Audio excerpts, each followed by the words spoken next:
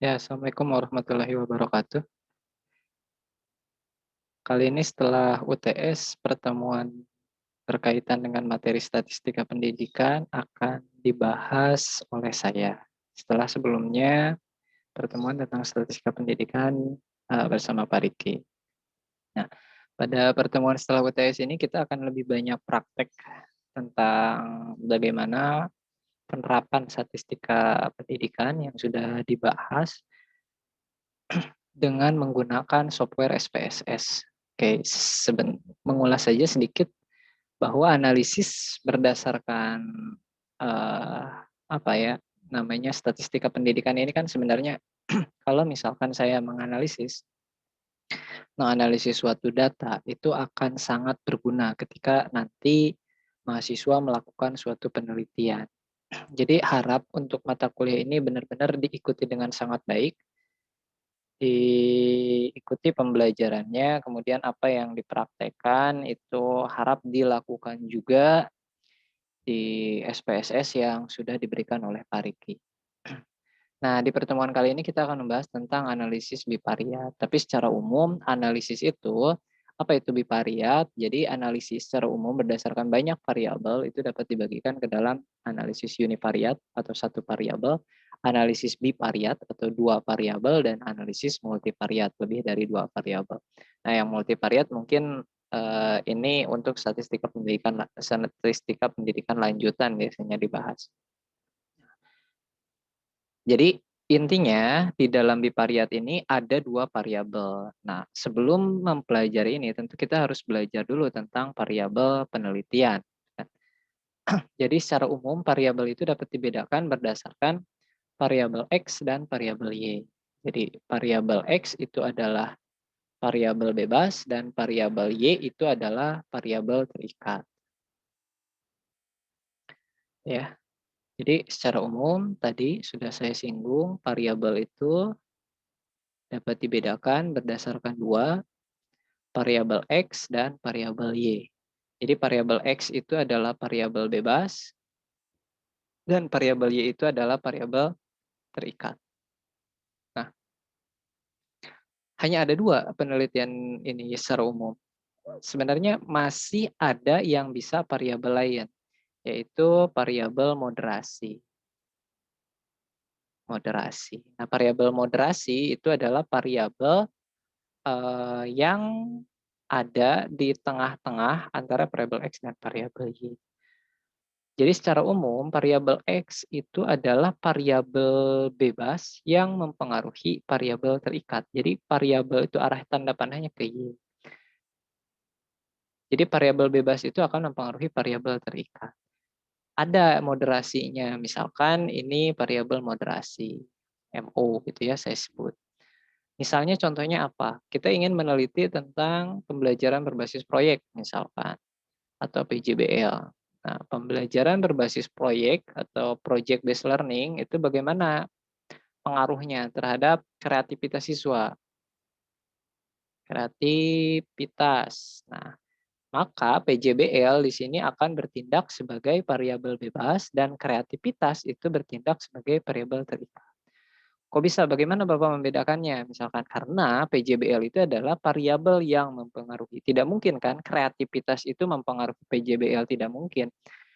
PJBL itu pasti dia yang akan mempengaruhi terhadap kreativitas. Jadi kreativitas seseorang itu dipengaruhi, sekali lagi dipengaruhi oleh project based learning atau pembelajaran berbasis proyek.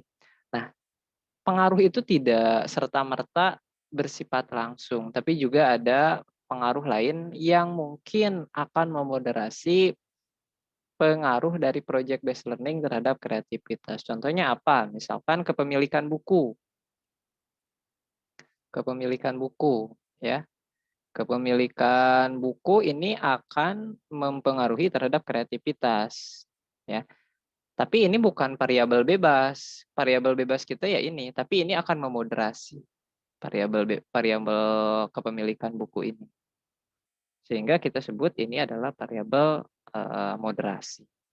Nah, ini variabel ini cuma ada Cuma ada ini ya, X dan Y. Tapi yang dibahas dimaksud dari variabel di sini adalah variabel X dan variabel Y. Variabel moderasi kita tidak akan bahas saat ini. Biasanya kita akan bahas di statistika pendidikan lanjutan. Oke, kalau misalkan kita mengacu pada variabel X dan variabel Y, lah kok bisa Pak? Variabelnya kan cuma ada dua. Bagaimana untuk yang multivariat? Ini kan harus lebih dari dua. Berarti 3, 4, 5, dan seterusnya. Nah ini terjadi ketika variabel terikatnya atau variabel bebasnya lebih daripada satu. Misalkan di sini saya ingin meneliti tentang pengaruh PJBL terhadap kreativitas, maka kreativitas saya sebut Y1 ya. Kreativitas saya sebut Y1. Kemudian juga terhadap penguasaan konsep ya. Penguasaan konsep PK saya sebut Y2. Kemudian Y3 ini ada self efikasi atau misalkan ya. Ini juga ke self efikasi. Bagaimana pengaruhnya atau SE. Nah, ini variabelnya lebih daripada dua, karena dia melihat pengaruh PJBL terhadap keterampilan berpikir kreatif, terhadap penguasaan konsep, dan terhadap self efikasi. Maka jika kita ingin melihat pengaruh dari analisis ini, kita menggunakan analisis multivariat. Ya. Namun jika pengaruhnya itu dua, variabelnya itu kita melihat hubungan antara variabel Y1 dan variabel Y2, ini kan cuma dua hubungan, maka kita menggunakan analisis bivariat. Tapi kalau misalkan kita ingin menganalisis regresi atau perbedaan dari ketiga indikator ini, kritis, penguasaan konsep, dan self efikasi, maka kita menggunakan analisis multivariat. Namun dalam pembahasan saat ini kita akan fokus pada analisis bivariat.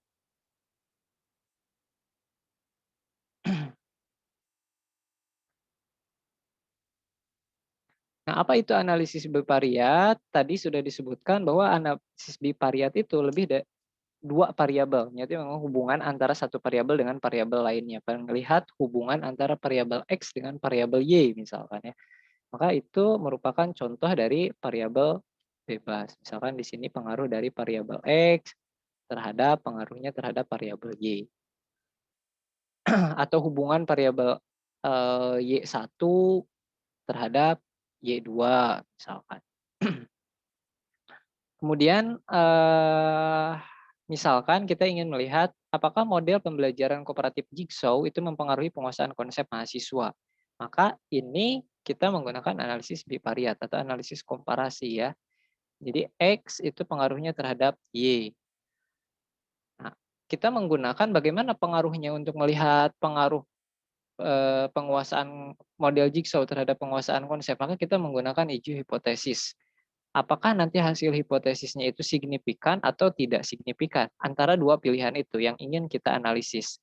Signifikan di sini, jadi jangan hati-hati menggunakan kata signifikan. Jadi sering ya kalau misalkan saya melihat politikus ini terutama, ini kan tidak signifikan. Jadi signifikan atau tidak itu harus diuji secara statistik. Ya, tidak mungkin orang hanya mengira-ngira, harus ada nilainya. Nah, karena itu jadi signifikan di dalam hal ini itu adalah kata berbeda ya secara statistik atau substansinya. Misalkan kita ingin menguji perbedaan model Jigsaw dan model reguler itu pengaruhnya terhadap penguasaan konsep. Misalkan saya peroleh di kelas A, misalkan ini kelas A ya. Kelas A saya menerapkan model Jigsaw. Kemudian di kelas B saya menerapkan model reguler. Model reguler itu apa? Model yang biasa diterapkan di sekolah tersebut. Kemudian saya peroleh bahwa nilai rata-ratanya itu adalah 80, kemudian di kelas B nilai rata-ratanya 70. Nah, secara nilai rata-rata ini berbeda. Namun secara statistik, apakah nilai 80 dan 70 itu berbeda? Ini perlu kita uji. Jadi tidak bisa kita mengatakan ini berbeda. Berbeda iya, tapi apakah berbedanya itu signifikan? Nah, itu perlu kita uji. Maka di sini pentingnya analisis bivariat. Secara nilai terdapat perbedaan, tapi apakah secara statistik signifikan? Artinya secara statistik bermakna atau secara substansi ada perbedaan. Nah, itu pentingnya atau fungsinya melakukan analisis bivariat. Kemudian, ya prosedurnya bagaimana untuk melakukan uji hipotesis tersebut? Yang pertama kita menentukan uji hipotesis. Apa itu hipotesis? Hipotesis adalah dugaan sementara. Jadi hipotesis dalam statistik itu bisa dibedakan ya. Ada yang statistik parametrik, ada yang statistik non parametrik. Ini dikatakan parametrik jika dia memenuhi terhadap uji asumsi. Jika dia memenuhi uji asumsi. Apa uji asumsinya dalam statistik parametrik khususnya analisis bivariat? Yang pertama adalah normalitas. Jadi kalau misalkan kita ingin menggunakan analisis parametrik, kita mengasumsikan data tersebut adalah normal. Jadi kita harus uji dulu apakah datanya normal atau tidak. Yang kedua, kita menguji dulu datanya homogen atau tidak. Jadi ada yang namanya uji homogenitas. Selain uji normalitas, ada uji homogenitas. Kemudian kalau misalkan datanya tidak normal, kita misalkan melakukan uji normalitas. Ternyata distribusi di kelas A dan kelas B itu atau salah satu atau dua-duanya tidak normal. Apa yang harus kita lakukan? Ini tidak langsung melakukan uji homogenitas. Kita melakukan transformasi log dulu, ya. Jadi langsung ditransformasi datanya, transformasi log, kita obati dulu. Nah, harapannya bisa jadi normal. Kalau misalkan transformasi log ternyata tidak normal, berarti kita langsung masuk ke uji non parametrik. Atau misalkan kita bisa langsung uji homogenitasnya terlebih dahulu. Apakah dari uji homogenitas datanya homogen atau tidak. Tapi kalaupun datanya normal, datanya tidak normal tetapi homogen, kita tetap menggunakan non parametrik. Jadi parametrik di sini harus memenuhi kedua unsur ini. Dia harus normal dan homogen. Kalau misalkan salah satunya dia tidak normal atau tidak homogen, maka kita menggunakan transformasi log. Nah, misalkan kita menggunakan transformasi log, ternyata dari hasil transformasi log datanya tidak normal ya. Misalkan datanya tidak normal. Tidak normal, maka yang kita lakukan adalah analisis atau uji non parametrik. Tapi kalau misalkan datanya hasil transformasi tersebut normal, maka kita lanjut ke uji homogenitas. Nah, kalau misalkan dari hasil transformasi log ini, jadi data itu misalkan dari nilai Y1 dan Y2 misalkan ya. Di sini saya peroleh nilainya 80, 70, 60 misalkan. Ini ditransformasi dulu, diubah ke dalam bentuk log. Misalkan log 80 itu berapa? Nanti ada angkanya 0, sekian kan. Kemudian log dari 70 nilainya berapa? Kemudian log dari 60 nilainya berapa? Nah, setelah di log, baru nilai log ini dilihat normalitasnya. Apakah data tersebut normal atau tidak. Kemudian data tersebut apakah homogen atau tidak. Nah, ini pentingnya. Oke, kita lanjut ya. Tapi sekarang kita tidak akan menganalisis tentang normalitas dan homogenitas dulu. Kita mengasumsikan jika kita melakukan analisis parametrik, kita mengasumsikan data tersebut normal. Kita tidak akan melakukan pengobatan terhadap data tersebut. Apa itu data yang normal? Jadi distribusi normal itu dianggap sebagai distribusi yang seperti ini. Ya, ini dikatakan data yang berdistribusi secara normal. Normal dalam artian dia memenuhi kurva seperti ini, seperti lonceng ya. Nah, dalam uji hipotesis itu ada uji hipotesis two-tile,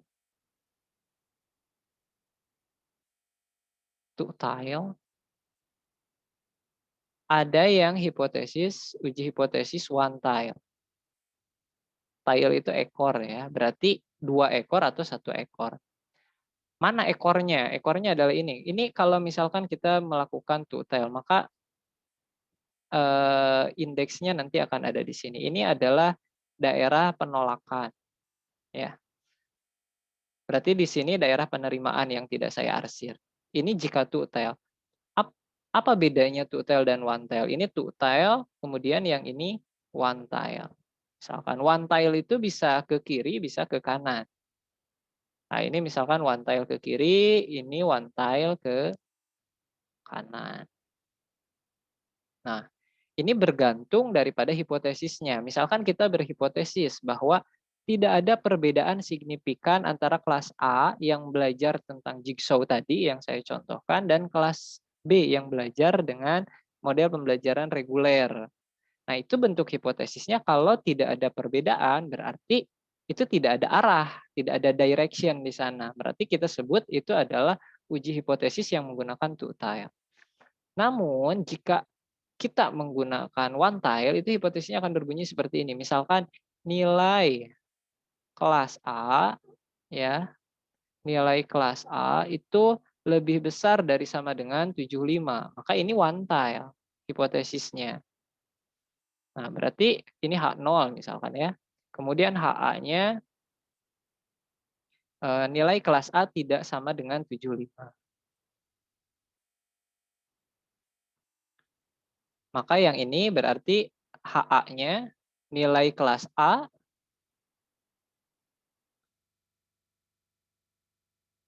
lebih kecil dari 75. Ini HA-nya. Berarti ini adalah one tile. Gitu ya. Untuk perbedaan one tile dan two tile. Kemudian ada yang namanya p-value. Apa itu p-value? P itu dari kata probability. Probability. Nah, nilai ini diperoleh dari hasil statistika. Nilai probability ini kalau misalkan di dalam statistik atau SPSS ini namanya sig ya, atau signifikansi. Probability di dalam SPSS dinamakan sig, ditulisnya sig atau signifikansi.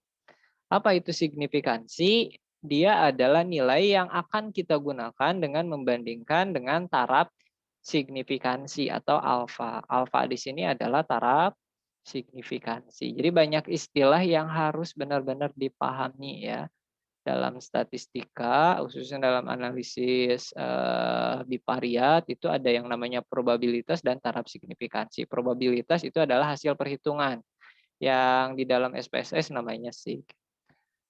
Kemudian ada yang namanya alfa atau taraf signifikansi ini dalam kita tetapkan sebagai peneliti. Misalkan kita ingin melihat taraf signifikansi itu adalah taraf kepercayaannya. Taraf kepercayaan penelitian ini berapa? Berarti 50% ya. Tingkat errornya ini 5%. Taraf kepercayaannya berarti 95%. Kalau misalkan yang lain ada juga yang melakukan penelitian 1%. Cuman dalam bidang sosial biasanya kita menggunakan 5%. Tapi dalam bidang sosial, dalam bidang eksak biasanya ini menggunakan 1% karena tingkat errornya itu akan sangat kecil. Nah ini ya 0,05, ini 0,05 lebih kecil dari sama dengan. Jadi kita membandingkan p-value. Kalau misalkan p-value-nya ini lebih kecil dari 0,05 maka H0 ditolak. Itu dalam aturannya, ini perlu diingat. Jadi harus lebih kecil daripada alfa. 5% itu kan 0,05.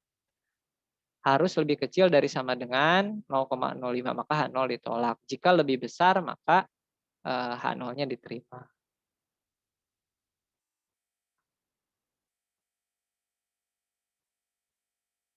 Kemudian ada analisis kategorik dengan numerik. Ada yang namanya uji T. Uji T ini adalah contoh dari uji parametrik ya.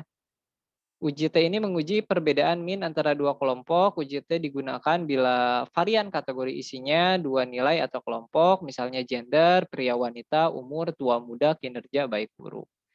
Misalkan kita ingin menguji hubungan gender dengan terhadap keterampilan berpikir kritis. Apakah jenis kelamin itu dia mempengaruhi terhadap keterampilan berpikir kritis seseorang. Atau dari laki-laki dan perempuan apakah ada perbedaan atau tidak. Ini kita bisa menggunakan uji T. Jadi kalau misalkan kita ingin melakukan perbedaan antara satu kelompok dengan kelompok yang lainnya, kita bisa menggunakan uji T.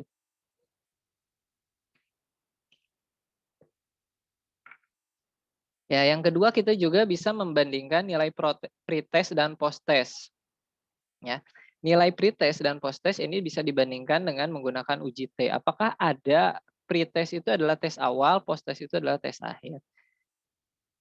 Pretest itu kita berikan kepada siswa yang dia belum pernah melakukan pembelajaran terhadap materi tersebut. Jadi secara teori itu nilai pretest pasti akan lebih kecil dibandingkan dengan nilai post-test. Post-test itu diberikan setelah melakukan pembelajaran kemudian diberikan tes akhir. Nah, tapi apa kalau misalkan ada peningkatan pretestnya 20, post-testnya 40, tapi secara signifikan apakah itu berbeda atau tidak? Maka kita bisa menggunakan uji T untuk menjawab hal tersebut. Nah, Ada perbedaan min keterampilan berpikir kritis antara sebelum dan sesudah pembelajaran. Ya. Nah, untuk uji T sendiri ini satu lagi yang tidak saya tulis di sini, ada yang namanya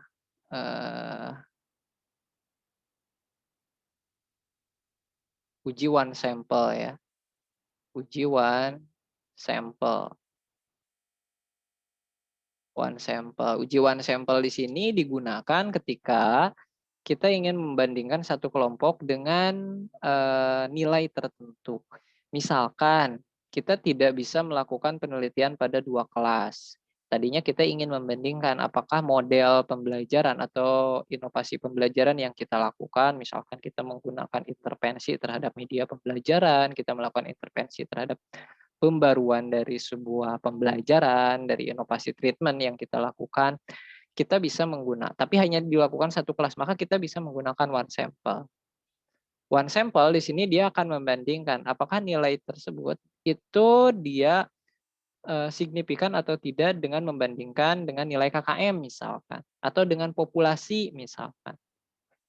Misalkan nilai rata-rata UN nasional itu 75. Kita ingin melihat apakah siswa kita itu dia berbeda secara signifikan atau tidak dengan nilai rata-rata UN nasional. Maka apa yang harus kita lakukan? Misalkan kita peroleh nilai rata-ratanya 76 ya, 76.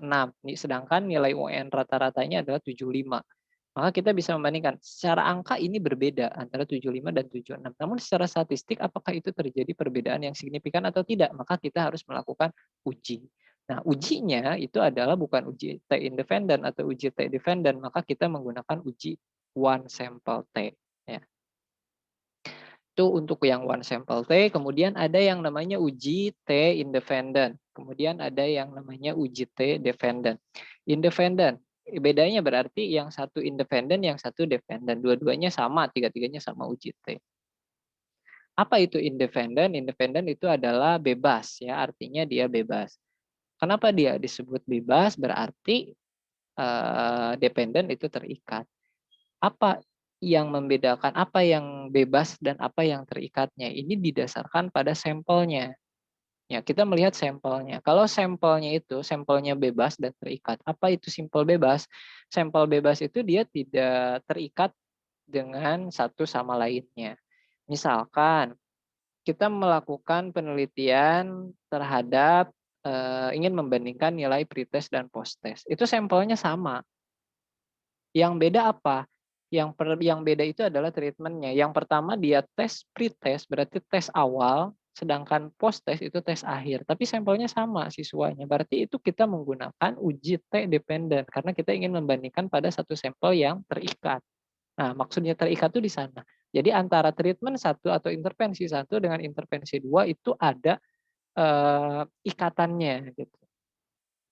Kemudian ada yang disebut dengan independen. Nah, kalau misalkan independen ini dia tidak ada hubungannya antara treatment satu, nilai yang satu dengan nilai yang kedua. Contohnya, misalkan kita ingin membandingkan antara kemampuan literasi sains yang ada di kelompok A dengan literasi sains yang ada di kelompok B. Itu sampelnya beda, tidak terikat. Maka kita menggunakan uji T dependen. Tapi hati-hati, di dalam psikologi ini sudah dijelaskan bahwa ketika sampelnya itu dia berpasangan, misalnya kita ingin membandingkan apakah ada pengaruh hubungan ya antara siswa kembar atau tidak. Ya, ini siswa kembar. Kita ingin melihat apakah ada misalkan literasi sains, hubungan literasi sains antara siswa kembar. Ya.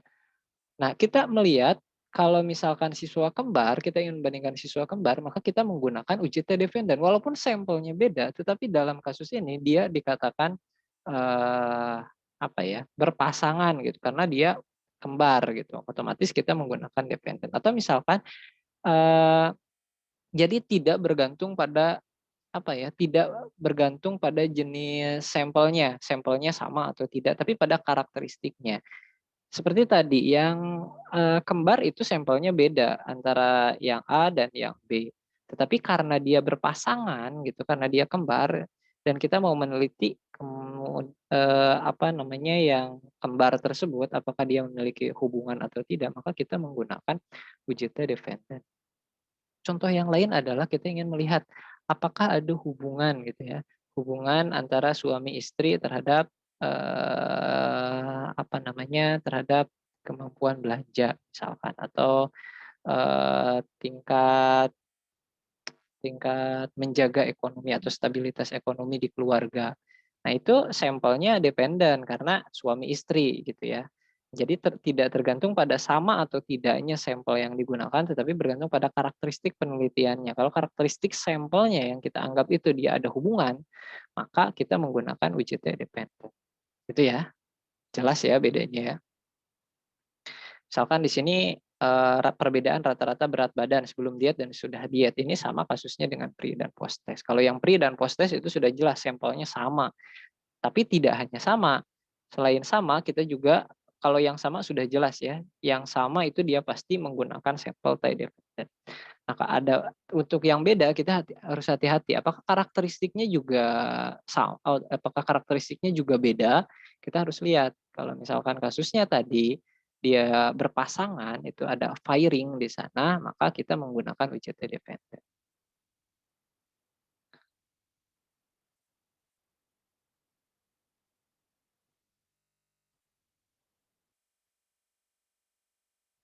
Nah, kemudian ada yang namanya endgame, ya. Ini penting ya, penting untuk dipahami ada yang namanya endgame. Apa itu endgame? Endgame itu secara umum adalah peningkatan gitu ya. Gain itu artinya sendiri dia adalah peningkatan. Kemudian ada yang kita bagi dua, ada yang gain, ada yang endgain. Nah, ini beda rumusnya. Gain itu untuk kita melihat peningkatan saja, maka kita tinggal melihat nilai post test dikurangi dengan nilai pretest. Nilai tes akhir dikurangi dengan tes awal. Itu adalah peningkatannya. Misalkan siswa A dia pretestnya 20. Saya ambil contoh ya di sini. Siswa A misalkan dia pretestnya pretestnya 20. Kemudian siswa A itu post test lagi. Setelah post test nilainya 50. Berarti nilai gennya itu adalah 50 dikurangi 20 ya. 10 kurangi 20 berarti gennya itu adalah 30. Ini adalah nilai gennya. Sedangkan siswa B misalkan dia pretestnya 30, kemudian post testnya itu 60. Berarti gennya 60 dikurangi 30 sama dengan 30. Sama ya antara gen siswa B dengan gen siswa A. Nah, ini adalah namanya peningkatan. Tetapi apakah n gennya sama atau tidak? Ini ada lagi istilah n gen. N itu dia adalah normalize ya. Normalize, dikatakan normalize itu berarti dia ternormalisasi. Apa yang menormalisasinya? Yang menormalisasinya ini yang di bawah. Ini kan kalau misalkan kita lihat rumusnya antara gen dan n-gen hampir sama, cuman kalau dalam n-gen itu ada pembaginya. Pembaginya nilai maksimum dikurangi nilai pretest. Nah, sekarang kita ingin melihat siswa A dan siswa B, dia peningkatannya sama 30, tetapi yang satu dari 20 ke 50, yang satu dari 30 ke 60. Lebih bagus mana? Nah, ini bisa dianalisis oleh n-gen, tetapi tidak dapat dianalisis oleh n-gen. Ya. Nah, misalkan kita contoh, nilai maksimumnya kan 100 ya. Nilai maksimumnya 100, berarti untuk siswa A, kita hitung dulu siswa A, n-gennya 50 dikurangi 20, dibagi dengan nilai maksimum. Nilai maksimumnya 100, katakanlah dikurangi nilai pretest. Pretestnya 20. Maka 30 dibagi dengan 80. Ya, atau 3/8. Dan siswa B, n-gennya. Nah, n-gennya siswa B itu 60 dikurangi 30, itu nilainya 30, ya. Dibagi 100 dikurangi 30, 100 dikurangi 30, 70. Nah, atau 3/7. Berarti nilainya 3/8 sama 3/7. Lebih besar mana? Lebih besar 3/7. Berarti peningkatan siswa B itu dia lebih bagus dibandingkan dengan peningkatan siswa A. Jadi nilai NGen ini kalau misalkan dibagikan kan itu nilainya 0, kita bagikan saja ya. Kita bagikan sebentar. Bagikan dulu.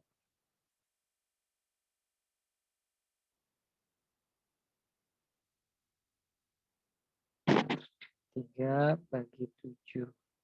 0,43 yang ini ya. Ini 0,43. Yang ini 3 dibagi dengan 8. Itu nilainya 0,375. Nah, 0,37. Nah, berarti kan lebih bagus yang B, lebih besar yang B. Nah, nilai NGen itu kisarannya, NGen itu dia itu lebih kecil daripada 1, ya, lebih kecil daripada 1 dan lebih besar dibandingkan dengan 0. Jadi ini NGen itu nilainya antara 1 dan 0. Jadi antara 0 dan 1. 1 itu berarti dia peningkatannya paling bagus. Ada juga kadang penelitian yang mempersenkan. Jadi ini dikalikan persen. 0,37 dikali 100 gitu dirubah ke persen berarti 37%. Itu artinya bahwa peningkatannya itu 37%. Kalau yang siswa B ini berarti peningkatannya 43%. Oke, seperti itu. Nah, ini ada saya di e-learning saya sudah buatkan ya, contoh tentang analisis uji dependen dan uji independen.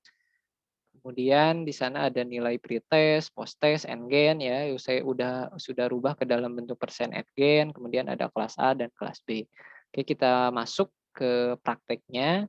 Jadi silahkan di-download dulu untuk bahan-bahannya. Ini kita mulai dengan analisis pretest dan posttest. Jadi kita analisis di sini, kita masukkan, kita mengasumsikan ya, saya di sini mengasumsikan bahwa data yang ada di sini sudah memenuhi normalitas data. Jadi datanya sudah normal. Nah, jadi anggaplah kosong ya, mungkin nanti sama-sama kosong, kita masuk ke variabel view, kemudian kita klik di sini post test gitu ya. Post test A, artinya post test kelas A atau tes kelas A ya. Tes A, berarti tes kelas A. Ini ingat dalam name ini kita tidak bisa menggunakan spasi. Jadi nggak boleh pakai spasi. Kalaupun mau ini bisa pakai underscore ya, underscore tes A gitu. Nah kalau misalkan kita mau pakai label di sini, jadi tes kelas A. Tuh. Dan kita buat di sini kategori ya.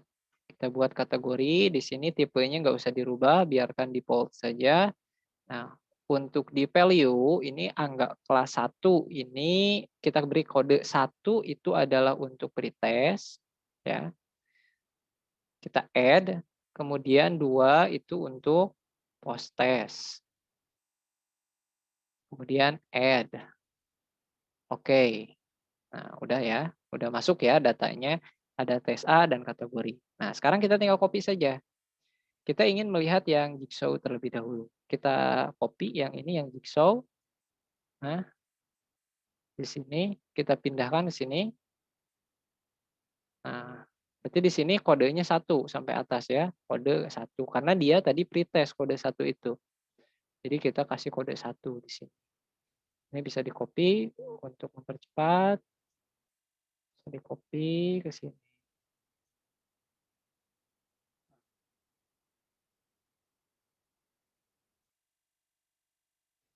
Kemudian di sini kita masukkan yang post test-nya.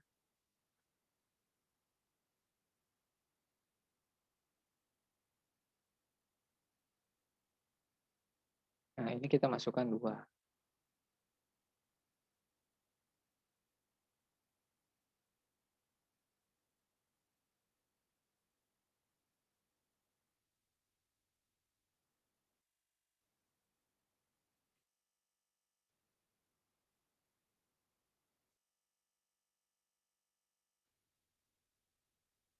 lebih ya, dihapus saja kalau lebih.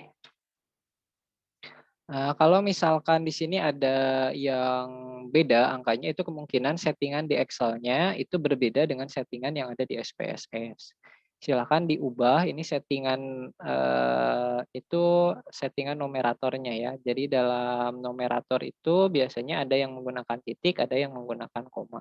Di sini saya menggunakan titik semuanya. Jadi di Excel menggunakan titik, untuk koma itu dan di SPSS juga menggunakan titik untuk koma itu. Kalau misalkan ada yang settingannya beda silakan disesuaikan, berarti yang titik-titik di sini diubah ke koma. Atau cukup ke file ya, option, kemudian, ada yang nah ini, use system separators. Nah, separatorsnya ini untuk desimalnya diubah ke dalam titik supaya sama dengan filenya, kemudian thousand separatorsnya diubah ke dalam bentuk koma. Oke. Atau ada yang berbeda di SPSS-nya pakai tanda koma, silahkan itu tinggal diubah. Desimal separatornya diganti ke koma dan, yang di bawahnya untuk, numeratornya itu diganti dengan titik. Nah, sekarang kita sudah punya data di dalam SPSS. Nah, sekarang selanjutnya berarti kita ingin melakukan data. Tadi saya sudah bilang bahwa kita mengasumsikan untuk uji parametrik ini, kita menganggap bahwa data tersebut berdistribusi normal dan homogen, maka kita menggunakan uji parametrik. Nah, kita ingin membandingkan apakah data yang kita, pretest dan posttest itu dia memiliki perbedaan atau signifikan atau tidak.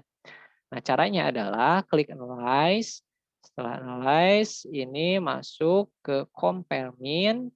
Nah, setelah compare mean, kita lihat ini kita ingin menguji pretest dan posttest, berarti sampelnya sama. Kalau sampelnya sama, berarti itu adalah dependent sample, maka kita klik yang paired sample t-test. Nah, ini kita masukkan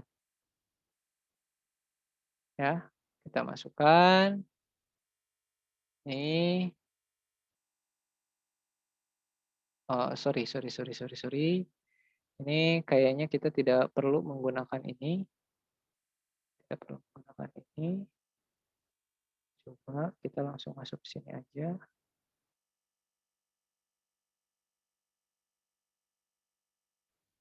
Ini kita hapus, remove, remove. Oke, kita hapus dulu ini ya. Kita coba ya, tes. Ini tadi pretest ya, ini posttest. Posttest, ini pretest. Ini hapus. Analyze, compare mean, pair sample t-test. Ini pretest, kita masukkan, ini variabel 2-nya posttest. Nah, kita masuk ke option, 95%, tinggal klik OK. Nah, dia akan membaca, sepertinya ada yang keliru. Dan apa yang keliru di sana?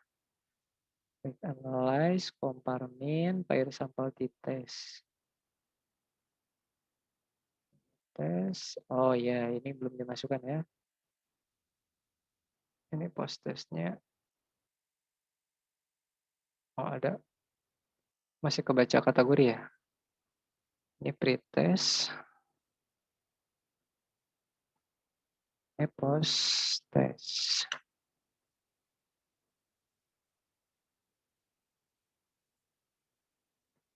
Ya, aduh ini mengganggu sekali. Analyze, compare mean, pair sample t-test, kita ubah,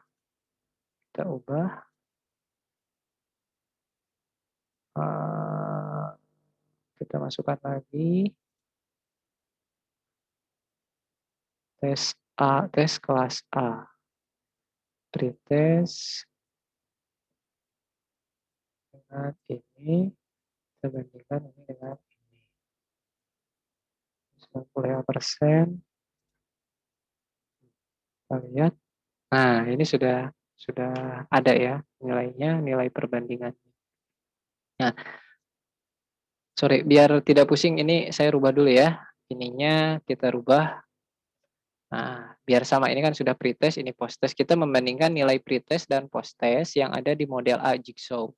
Jadi kita melihat apakah ada perbedaan nilai pretest yang ada di sini. Itu caranya.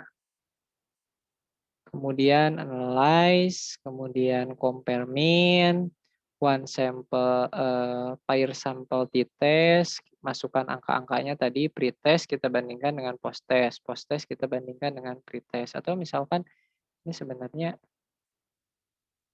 satu juga cukup saja ya. Atau tidak bisa ya?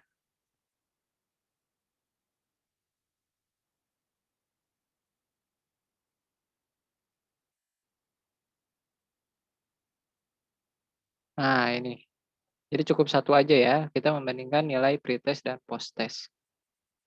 Nah, mana tabel yang perlu kita lihat? Untuk ini kita tinggal melihat signifikansinya. Ini nilai P ya. Ini two tile, sudah dijelaskan tadi tile itu apa, two tile itu apa, one tile itu apa. Di sini dia membandingkan antara nilai pretest dan posttest. Pertama kita disajikan nilai min-nya dulu, nilai rata-rata min itu. Nah, untuk pretest nilai rata-ratanya adalah 26, untuk posttest itu adalah 77. Nah, secara kasat mata kita lihat ya perbedaannya ini cukup jauh gitu. Tapi apakah secara statistik berbeda atau tidak tetap harus kita uji. Nah, yang kedua itu yang paling penting untuk melihat apakah ada perbedaan atau signifikan atau tidak, kita melihat data situ tile ini. Jika nilainya lebih kecil ya, nilainya itu mau sampel t-test mau apa ya, tetap datanya jika P itu lebih kecil daripada 0,05 maka kita katakan itu signifikan. Jika lebih besar berarti tidak signifikan. Berarti hasil datanya tadi nilai pretest dan posttest untuk model jigsaw ini dia berbeda signifikan. Jadi untuk membandingkan nilai pretest dan posttest kita menggunakan sampel dependent. Ingat ya, sampel dependent t-test karena sampelnya itu berpasang.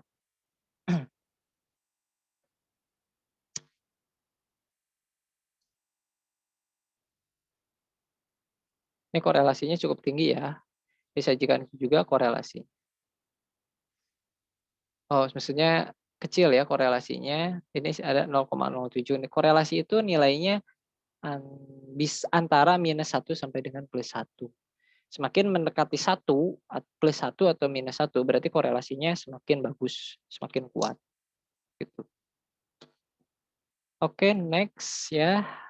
Ini saya hapus, kemudian kita masuk ke data yang lain. Sekarang kalau misalkan kita ingin membandingkan, apakah nilai pretest, kemampuan awal, kita ingin melihat kemampuan awal berpikir kritis antara kelas A dan B itu berbeda signifikan atau tidak. Maka apa yang harus kita lihat? Kita membandingkan nilai pretest dan pretest.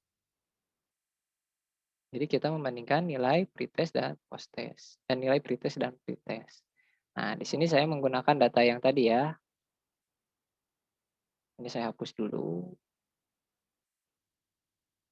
Nah, pertama kita lihat yang tadi. Kita buat dulu kerangkanya di variable view, tes A, kemudian kategori, kemudian tulis tes kelas A atau pretest ya, berarti pretest karena kita membandingkan pretest di kelas A dan B, maka di sini kita tulis pretest kelas A dan B.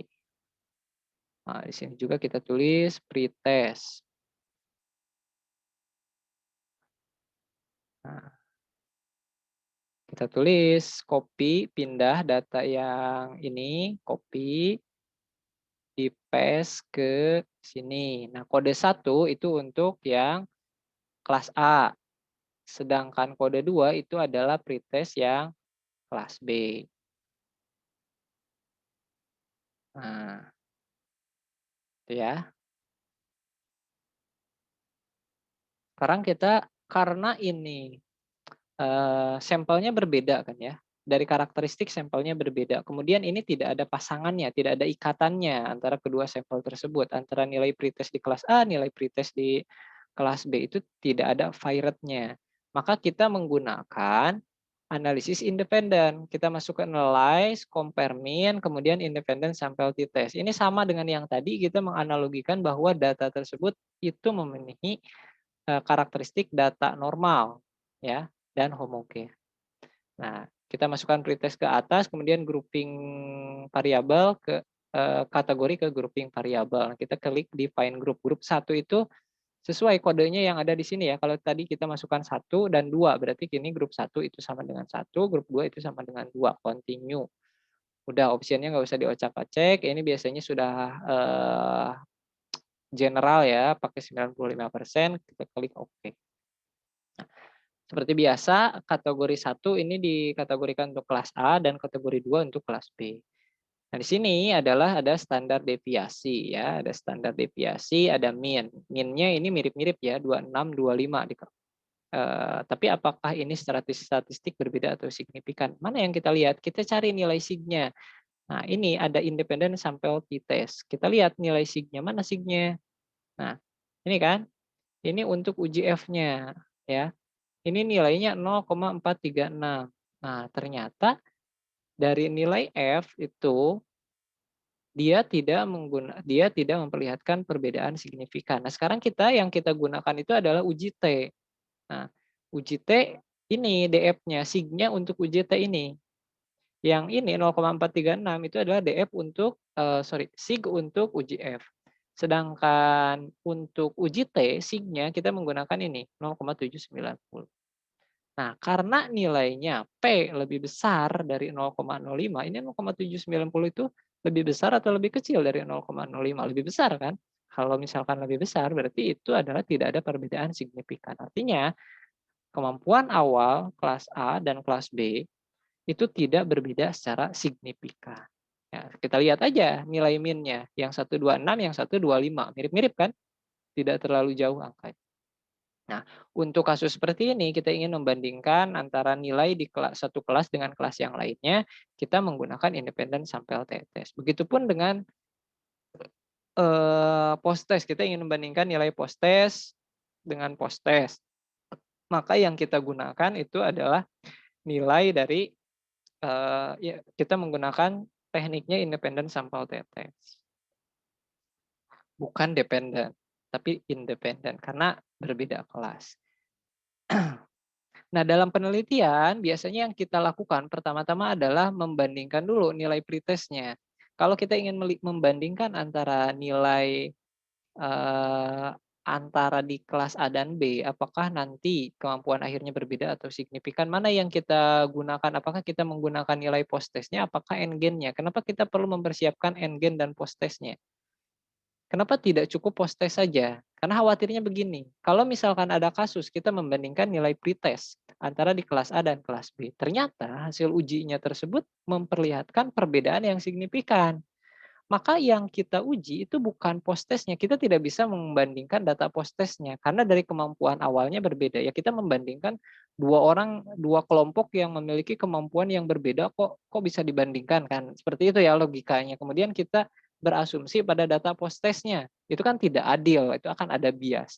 Maka yang kita lakukan itu adalah berdasarkan peningkatannya atau endgain-nya tadi. Kalau misalkan peningkatannya itu agak fair, agak adil, kita membandingkan antara kelompok A dengan kelompok B berdasarkan peningkatannya, tidak berdasarkan nilai akhirnya. Ya, paham ya? Endgain tadi kita melakukan rumus seperti yang saya berikan. Nah, kalau misalkan tadi hasil pengujian kita bahwa nilai pretest di kedua kelompok itu dia tidak berbeda signifikan, maka kita menggunakan post test. Kita membandingkan nilai post test di kelas A dan post test di kelas B.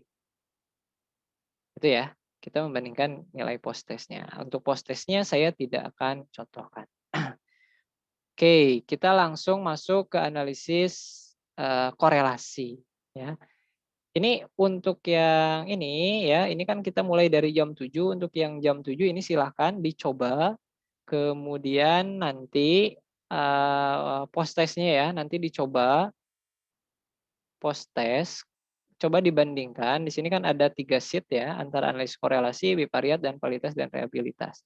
Yang korelasi ini, yang bivariat ini coba dibandingkan Apakah ada perbedaan signifikan selain tadi ya, pretest-nya diikutin benar dengan menggunakan SPSS, kemudian Anda ditugaskan untuk membandingkan nilai post-test antara kelas A dan kelas B yang menggunakan model jigsaw dan yang menggunakan model reguler. Apakah dari nilai post-test tersebut ada perbedaan signifikan atau tidak? Nah, itu silahkan ya dipelajari. Jadi nanti kita mendiskusikan hasil temuan dari siswa. Jadi nanti videonya diamati, di jam kedua, jam 8.40, kita melakukan praktek ini. Jadi di pertemuan awal jam 7 sampai 8.40 silakan diamati videonya, dipahami betul-betul tahapannya. Kalau misalkan ada yang bingung, ini boleh di-pause, di-pause, dipelankan gitu ya, supaya bisa ditangkap oleh mahasiswa. Diulangi lagi, di-back, kemudian di-play lagi. Ya seperti itu belajar. Kalau misalkan tidak ada e-port seperti itu, saya yakin tidak akan pernah bisa untuk melakukan statistik. Jujur ya, saya bisa statistik ini lumayan banyak bisa membantu dalam perekonomian gitu. Karena, bisa menjadi, apa ya namanya ya, job tambahan gitu. Kayak ada orang yang mau minta tolong untuk melakukan analisis data, datanya seperti ini bisa dianalisis seperti apa. Saya belajar melakukan analisis itu lumayan ya ketika kita punya kemampuan lebih. Intinya walaupun nanti sebagai guru SD, ya kemampuan statistiknya itu kuat, itu akan sangat mendukung sekali dalam dalam bidang apapun, tidak akan rugi, ya. Saya rasakan itu betul-betul. Oke, next. Sekarang ke analisis korelasi, ya. Ini di analisis korelasi, apa itu korelasi? Korelasi itu adalah hubungan. Jadi kita ingin melihat apakah ada hubungan antara variabel satu dengan variabel yang lainnya. Misalkan kita ingin melihat apakah IQ seseorang, gitu ya, tingkat kecerdasan seseorang itu akan memiliki hubungan yang kuat dengan IPK atau tidak, gitu kan? Nah, kita membandingkan nilai ini, IQ dan IPK. Caranya kita masuk sini ke data view. Nah, yang variabel ini kita hapus ya. Kita hapus. Ini kita tulis yang pertama kita punya variabel tadi IQ, kemudian variabel yang keduanya itu IPK. Gitu. Yang IQ-nya copy paste. Nah, kita pindah ya, ada variabel IQ, ada variabel IPK. Caranya mudah, tinggal analyze, correlate, bivariate, kita masukkan variabelnya. Nah, kita mau analisis apa? Mau Spearman, mau Pearson, Kendall Tau, ya kita coba ya analisis semuanya. Oke, sudah di checklist. Oke, nah kan keluar hasilnya. Lalu bagaimana cara membacanya? Nah, di sini ya, pertama kita dibandingkan tentang correlation is significant at the 0,01 level to tile. Jadi kalau misalkan ada titik 2 berarti dia signifikan perbedaannya pada tingkat signifikansi 0,01 gitu ya. Nah, ini hubungan antara IQ dengan IQ sudah jelas ya, karena kita membandingkan variabel yang sama itu sudah pasti sama, satu. Nah, sekarang IQ dengan IPK. Wah, ternyata besar juga nilainya satu, sempurna, berarti hubungannya sangat kuat. Jadi tadi saya bilang, nilai korelasi itu dia akan ada di rentang -1 ya, itu R biasanya kita sebut ya, nilai korelasi itu atau sama dengan +1. Nah, kalau misalkan nilainya semakin mendekati 1 atau -1 itu artinya korelasinya kuat. Kalau misalkan 1, wah ini udah kuat sekali, berarti IQ dia memiliki korelasi yang sempurna dengan IPK. Orang yang tingkat kecerdasan tinggi maka IPK-nya akan tinggi. Nah, tapi apa bedanya? Ada korelasi positif, ada yang korelasi negatif. Semakin mendekati 0, maka korelasi akan semakin lemah. Atau 0,01 misalkan korelasinya di sini bukan 1 tapi 0,01. Berarti korelasinya lemah. Nah, Apa bedanya tadi untuk yang korelasi positif dan korelasi negatif? Nah, kalau untuk korelasi positif berarti di sini ketika X naik ya, X di sini adalah IQ ya. Misalkan IPK, ketika IPK naik, ketika IQ ya, X-nya IQ, ketika IQ naik, nilai IQ-nya naik, maka nilai IPK-nya atau variabel Y-nya juga akan naik. Nah, itu disebut dengan korelasi yang positif. Apa bedanya dengan korelasi yang negatif? Kalau korelasi negatif, ketika X naik ya, ketika korelasi nilai IQ-nya naik, itu justru turun. Nah, ini apakah ini disebut dia memiliki korelasi? Memiliki, tapi korelasinya negatif. Ketika X naik, Y-nya turun. Jadi jangan salah tafsir. Ini saya sering menemukan kalau korelasinya negatif berarti dia tidak ada korelasi. Ya salah kalau seperti itu. Kok yang tidak ada korelasi itu yang nilai R-nya sama dengan 0. Itu artinya dia tidak ada korelasi. Kalau R-nya 0 itu tidak ada korelasi. Kalau korelasinya -1 itu negatif berarti X naik Y turun. Bukan tidak ada korelasi. Korelasi tidak ada korelasi itu hanya jika R sama dengan 0. Kalau misalkan 0,01 itu masih ada korelasi, cuman korelasinya lemah. Gitu, tidak signifikan. Oke ya, paham sampai sini ya. Selanjutnya, nah ini tadi kan ini Pearson ya, kita menggunakan analisis Pearson yang ini. Yang kedua, kita juga menceklis yang Kendall-Tau dan Spearman. Nah, untuk analisis Spearman dan Kendall ini diperlihatkan untuk Kendall-Tau, IQ dengan IQ sudah jelas itu satu nggak usah dilihat. Yang kita lihat adalah IQ dengan IPK itu nilainya pasti sama satu.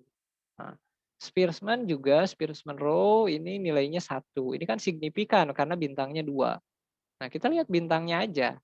Apakah itu korelasinya signifikan atau tidak. Kita tinggal lihat bintangnya. Oh, bintangnya dua. Berarti nilai IPK terhadap IQ itu nilainya satu. IQ terhadap IPK pasti nilainya sama ya. Kalau misalkan IPK terhadap IQ dan IQ terhadap IPK itu sama-sama aja. Jadi nilai ini pasti karena dia dalam bentuk matriks ya, itu pasti sama nilainya. Ini juga pasti sama. Ya, untuk yang analisis korelasi. Oke, mungkin itu silahkan dicoba di apa namanya di SPSS masing-masing mahasiswa. Kalau misalkan ada yang tidak bisa dipahami, kita diskusikan di dalam e-learning. Oke, gitu saja untuk pertemuan kali ini. Kalau misalkan nanti sesi kedua ya selepas jam 8.40 atau jam 9 lah kita menggunakan Zoom ya untuk menganalisis kendala-kendala yang dihadapi oleh mahasiswa. Jadi kita mulai Zoom jam 9 ya. Oke, terima kasih. Assalamualaikum warahmatullahi wabarakatuh.